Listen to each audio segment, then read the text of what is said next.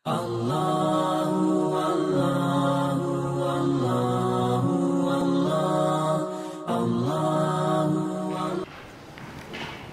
beda antara membela agama Allah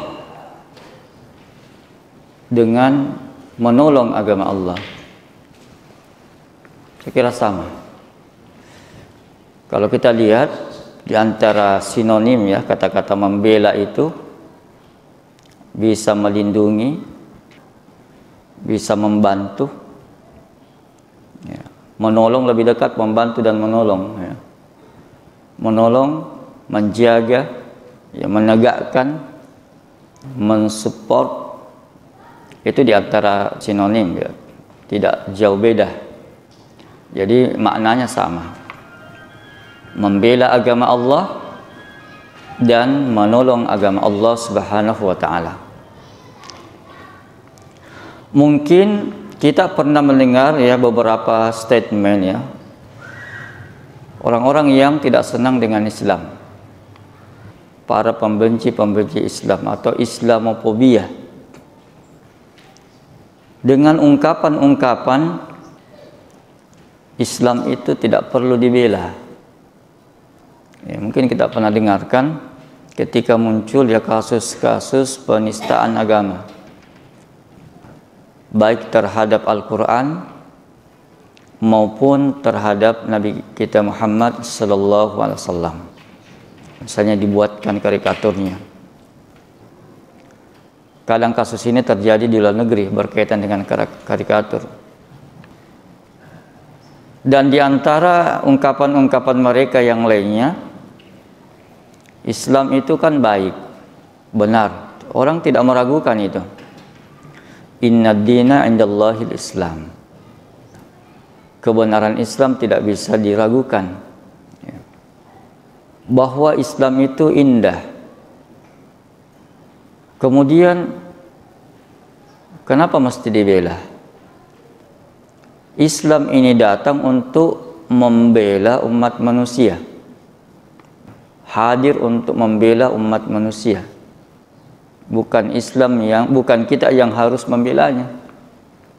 Nah, ini kan di antara ungkapan-ungkapan dari mereka. Bahkan ada yang lagi mengatakan, hati saya ini kotor, tidak bersih. Ya, apakah pantas saya ini menolong agama Allah? Ya, apakah pantas saya ini menjadi pembela-pembela agama Allah Subhanahu wa ta'ala? Yang lainnya ada yang mengatakan, dengan mengatakan sebegitu lemahnya ke Tuhan itu, apakah Allah itu lemah? Apakah agama ini perlu pembelaan dari umatnya sendiri? Nah, itu kan statement yang banyak kita dengarkan.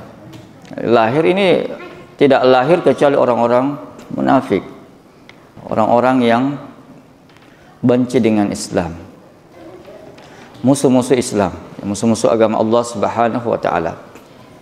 Jamaah maghrib yang sama-sama dirahmati Allah Subhanahu wa ta'ala, perlu kita pahami bahwa musuh Islam ini kan sangat nyata ya, orang-orang kafir dan kaum munafikin, dan mereka itu bekerja sama ya, saling menguatkan. Jadi kalau orang-orang kafir itu dia menyerang Islamnya dari luar ya, adapun orang-orang munafik itu dari dalam, dari tubuh kaum muslimin itu sendiri. Dengan apa? Itu melakukan pendangkalan ya, pendangkalan ideologi, membuat kaum muslimin itu ragu dengan agamanya sendiri. Bagaimana tidak kalau dia dianggap tokoh atau dianggap ulama, kemudian ada hal-hal yang mendasar dalam Islam ini, prinsip-prinsip dasar dalam agama ini itu diserang. Orang-orang yang awam, orang-orang yang jauh dari pemahaman yang apa istilahnya cuma taklid saja, ya tentunya dia ikut. Tapi tidak heran ya, tidak mengherankan, ada saja orang-orang seperti itu. Allah Subhanahu wa ta'ala berfirman ya, Wa kadzalika ja'alna likulli nabiyyin aduwwa. Demikianlah kami jadikan bagi tiap-tiap nabi itu musuh. Ada musuhnya. Kan dari dulu sejak diutusnya Rasul ada pembencinya, ada yang memusuhi, sampai Nabi kita Muhammad sallallahu alaihi wasallam, Nabi terakhir, tidak lepas. Kata Allah Subhanahu wa taala, wa kadzalika ja'alna likulli nabiyyin aduwwa. Maka kami jadikan bagi tiap-tiap nabi itu musuh. Ada musuhnya, ada pembencinya. Maka jangan heran kalau para penyeru ya, penyeru Islam ini, penyeru dakwah, para dai, para aktivis, ketika menyuarakan kebenaran, ada orang tidak suka, ada orang benci, ada musuhnya. Nabi saja, dan ulama itu adalah warasatul anbiya, pewaris para nabi. Mungkin kita mengatakan saya bukan ulama, maka kita berada di belakangnya barisan para ulama, ya, para dai, para pendukung-pendukung dakwah ini. Kita berjihad dengan hujjah, ya, berjihad dengan ilmu, berjihad dengan dalil. Masyarul muslimin yang dirahmati Allah Subhanahu wa taala. Kemudian ya, kelanjutan ayat ini, wa kadzalika ja'alna likulli nabiyyin aduwwa syayatinal ins wal jin. Dari kalangan manusia, apa dari kalangan syaitan. Jenis syaitan itu ada dua. Dari apa? Syaitan al-ins dan al-jin. Jadi penyebutan syaitan itu sebenarnya untuk manusia juga. Disebutkan dalam surah An-Nas itu minal jinnati wan nas.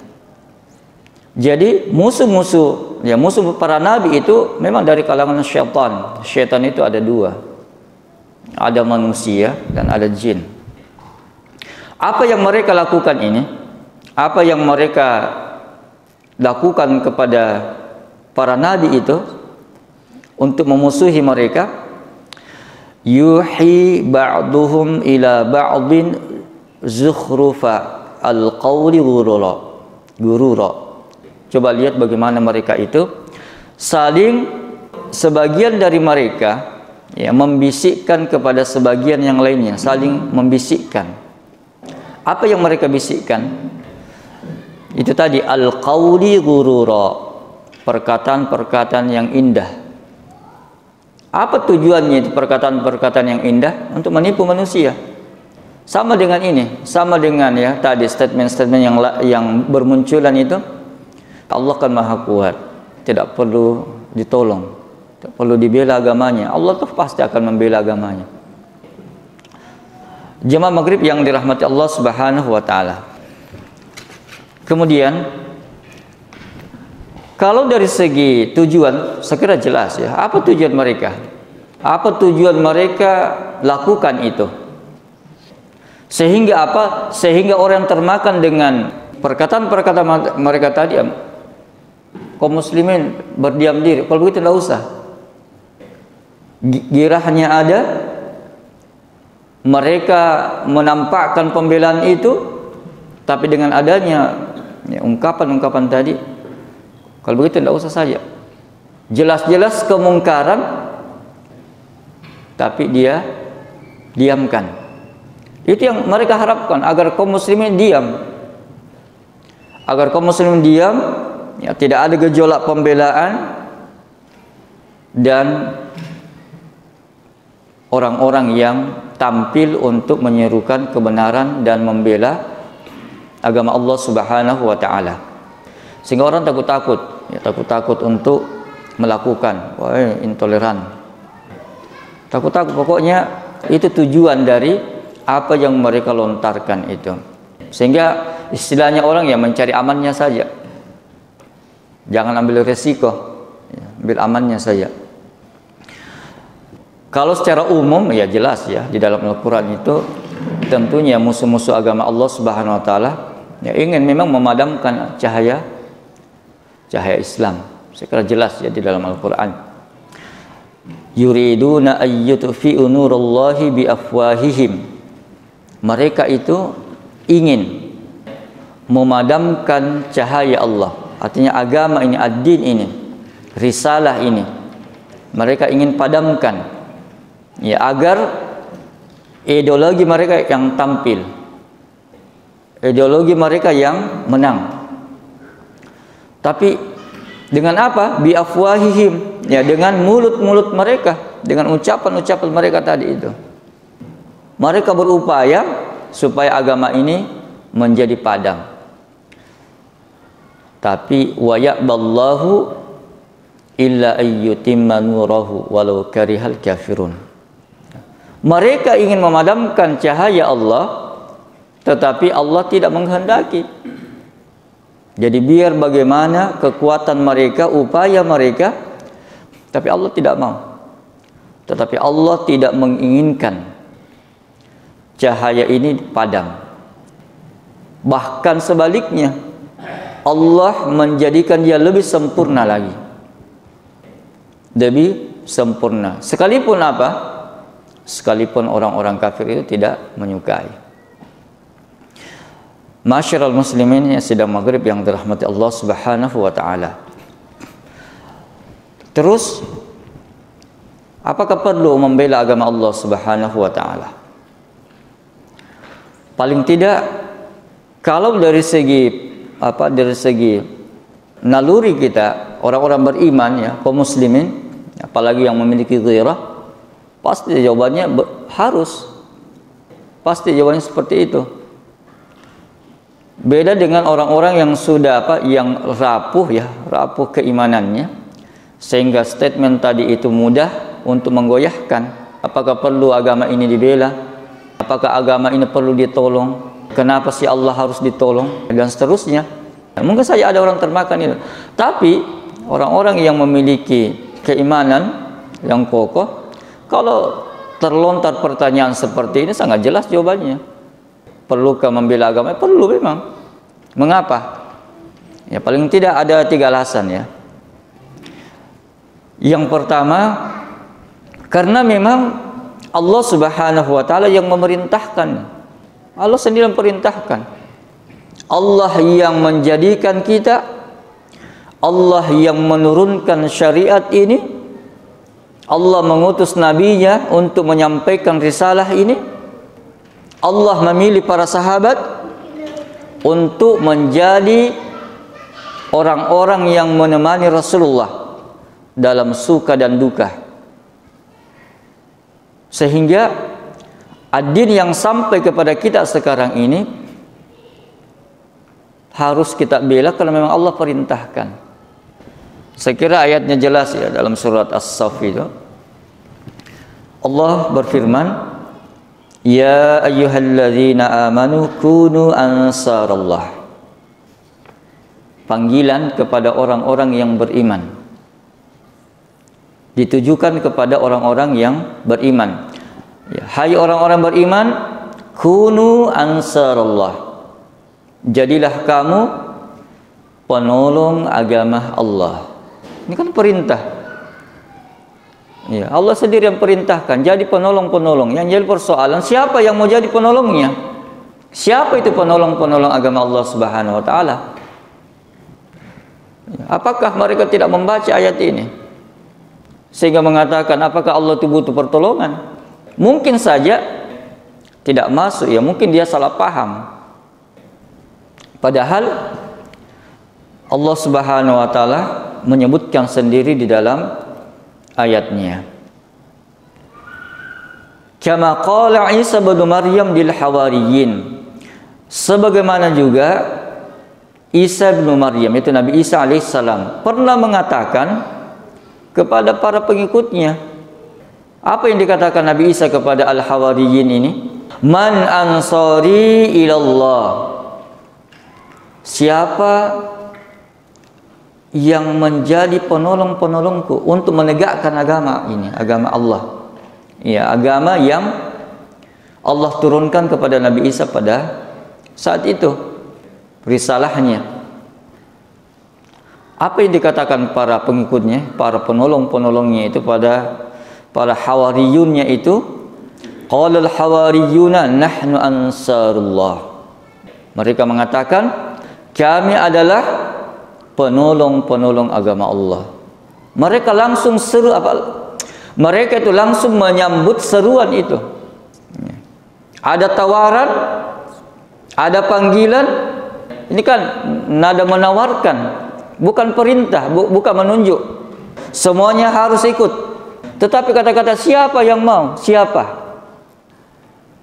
Kemudian ya, Hawariyin tadi mengatakan, nahnu ansarullah.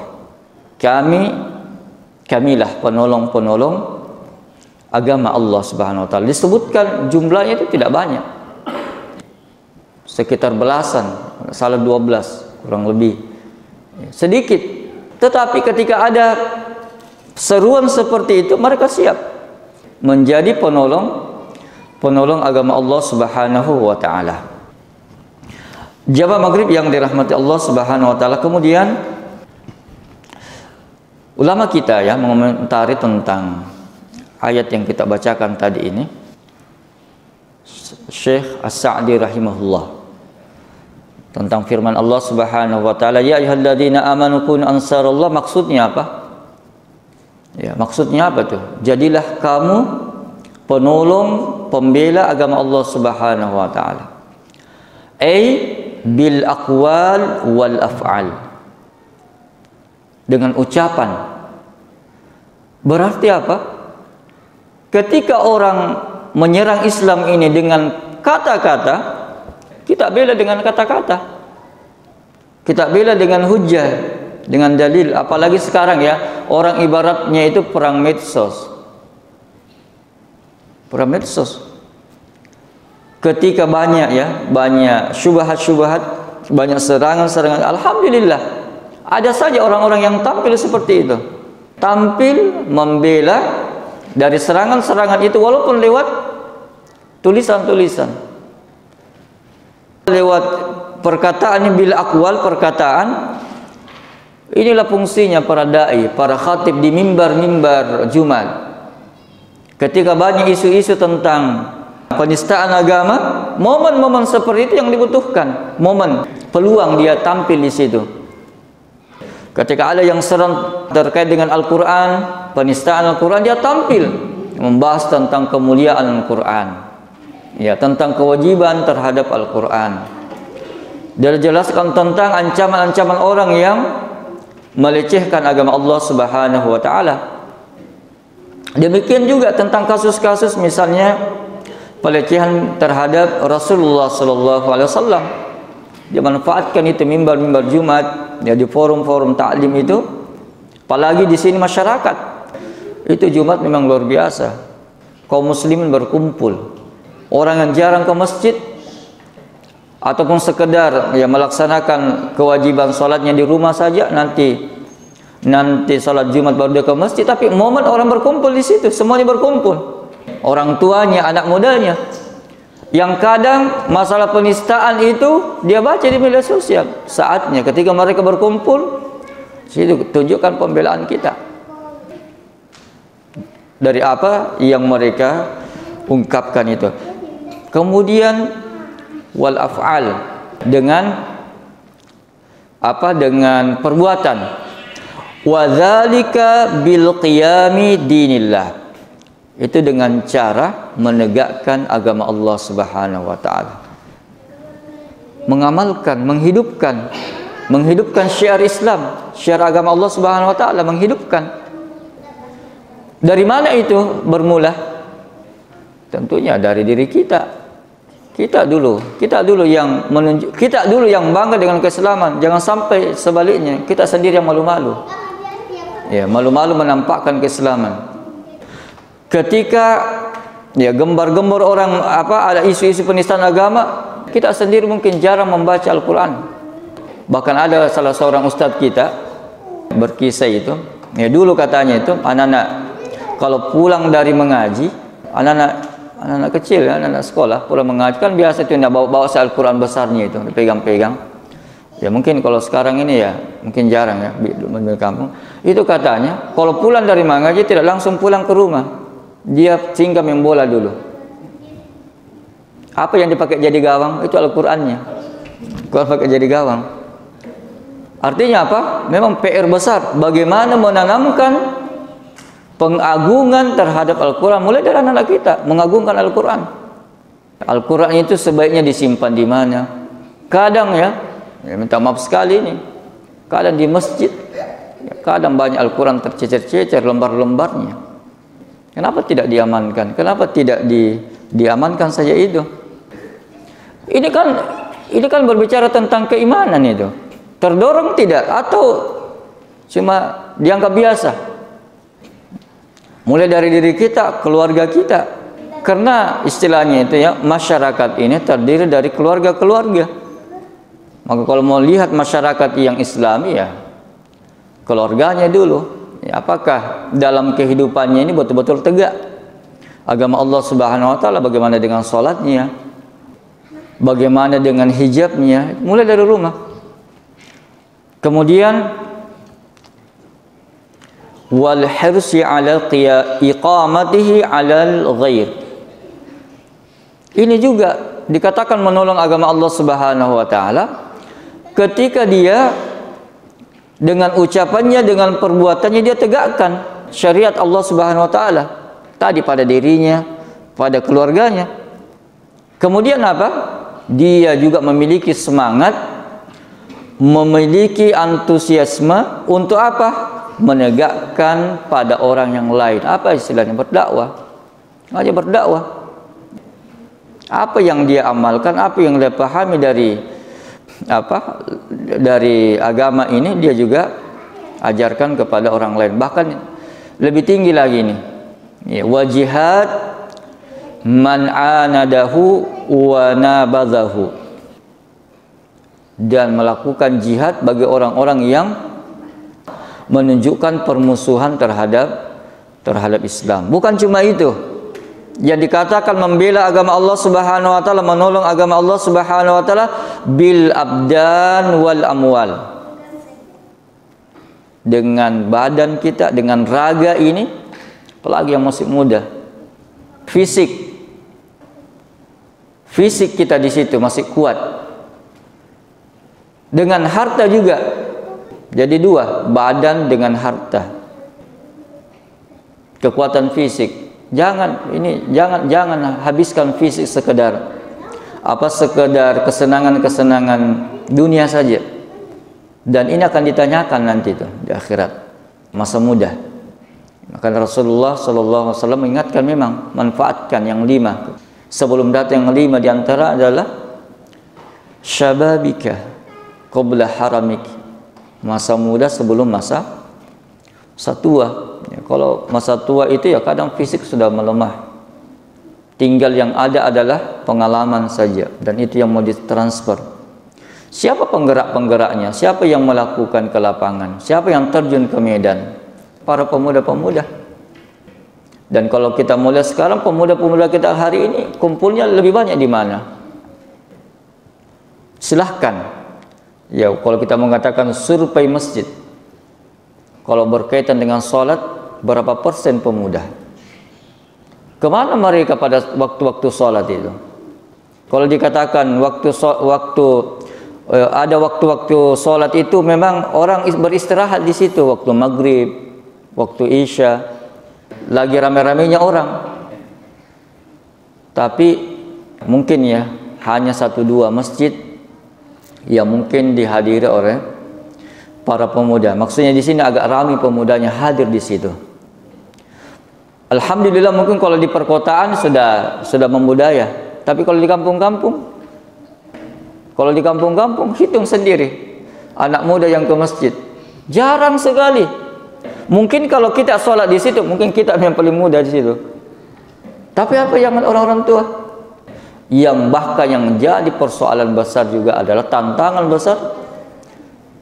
Ketika desa itu sudah masuk yang namanya internet. Para pemuda ketika sudah berhadapan dengan dunia maya ini, mereka sudah ditenggelamkan oleh itu.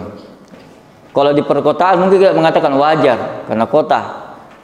orang ini. Tapi kalau perdesaan yang kadang listrik baru masuk, mencari sinyal juga harus naik di pohon yang tinggi, harus berjalan kaki cari bukit-bukit cari sinyal, mendapatkan dunia maya ini sudah apa yang orang perkotaan, orang berpendidikan lihat, baca, dapatkan, dia juga dapatkan.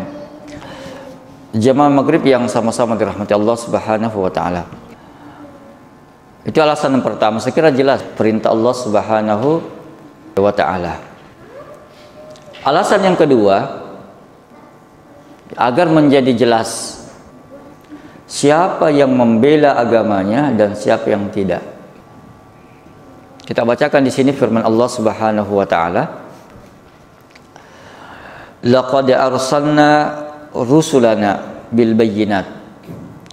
Sungguh kami telah mengutus rasul kami bil bayyinat, ya, dengan membawa bukti-bukti.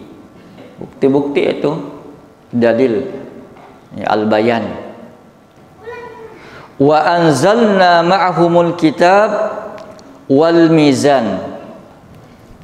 Bukti-bukti di sini termasuk mukjizat. Ya, jadi rasul itu dibekali dengan mukjizat. Kemudian juga Alkitab. Kemudian juga yaitu keadilan. Apa tujuannya? Apa tujuannya semua itu? Liyaquman nasu bil qista. Ya, agar manusia bisa melaksanakan yang namanya keadilan, menegakkan keadilan itu. Coba lihat, Allah mengutus rasulnya dengan hujjah untuk menguatkan dakwanya, meyakinkan orang-orang kafir itu dengan mukjizat, ditambah dengan Alkitab, wahyu tadi. Kemudian wa anzalna al-hadid, dan kami turunkan berupa besi, atau kami ciptakan besi. Al-hadid ini dalam surat Al-Hadid, ya. Fihi ba'sun syadid wa manafi'u linnas. Jadi besi yang Allah Subhanahu wa taala ciptakan itu terdapat kekuatan. Jadi terdapat kekuatan yang hebat, yang dapat memberikan manfaat bagi manusia. Ini dipakai untuk apa? Dipakai dijadikan tameng, dipakai untuk membuat pedang. Jadi ketika Rasul diutus dengan hujjah, tidak sekedar hujjah, tetapi juga ada isyarat bagaimana nanti akan perang. Itu dengan persenjataan. Maka diturunkan besi supaya bisa dibuat alat yang digunakan berperang, senjata dan seterusnya. Sekaligus juga yang membuat tameng tadi. Apa kelanjutan ayat? وَلِيَعْلَمَ man yansuruhu wa rusulahu bil ghaib. Innallaha qawiyyun aziz. Apa tujuannya tadi itu? Tujuannya adalah supaya Allah mengetahui siapa yang menolong agamanya. Supaya Allah tahu siapa yang betul-betul yang menolong agamanya dan rasul-rasulnya. Siapa yang menolong agama Allah, siapa yang menolong rasul-rasulnya. Itu tujuannya. Makanya ketika Allah Subhanahu wa taala mengutus nabi ini untuk dilihat siapa yang mau menjadi penolongnya, siapa mau ikut menolongnya, membela risalahnya. Ya, sama dengan tentunya ya, kita ini sebagai umat Rasulullah sallallahu alaihi wasallam, risalah ini ada di pundak-pundak kita semuanya. Kata Allah Subhanahu wa taala, ya, liyudhhirahu 'alad dini kulli. Bagaimana Islam ini bisa kembali tampil dan bisa dimenangkan di atas agama-agama selainnya. Kemudian yang ketiga, alasan yang ketiga mengapa kita membela agama Allah Subhanahu wa taala, yaitu agar dengannya kita juga bisa mendapatkan, ya, pertolongan Allah Subhanahu wa taala. Kalau ingin ditolong oleh Allah, maka tolong agama Allah Subhanahu wa taala. Firman Allah Subhanahu wa taala, ya ayyuhalladzina amanu in tansurullaha yansurkum. Wahai orang-orang beriman, jika kamu menolong agama Allah, niscaya Dia akan menolongmu. Niscaya Allah akan menolong kita sebagai penutup, karena sudah ada syarat ini. Imam As-Sa'di rahimahullah mengatakan terkait dengan ayat yang ayat yang ke-7 ini dari surat Muhammad, kata beliau, hadza amrun minhu ta'ala lil mu'minin. Ini merupakan perintah dari Allah kepada orang-orang beriman, ayyansurullah bil qiyami bidinihi, agar orang-orang beriman tadi itu membela agama Allah.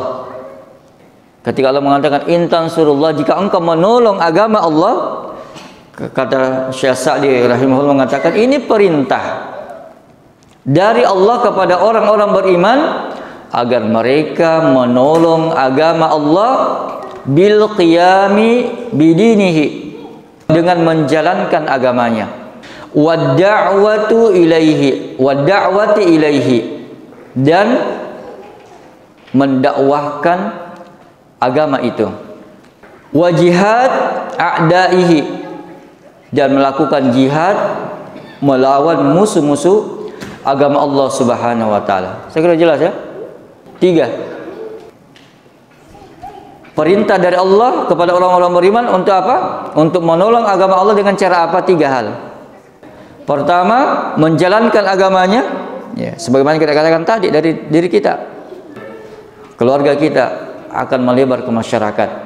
Kemudian mendakwakannya, dan ini peran kita semuanya, para dai, ya, para aktivis. Kemudian puncak-puncaknya adalah berjihad terhadap musuh-musuhnya. Dan ya, perlu juga kita garis bawahi, ya, jihad itu ada ilmunya, ada fikihnya. Ya, mudah-mudahan ya para ustadz kita akan bisa menjelaskan itu, sehingga ya tidak sedikit-sedikit kita melakukan jihad ya teroris lagi.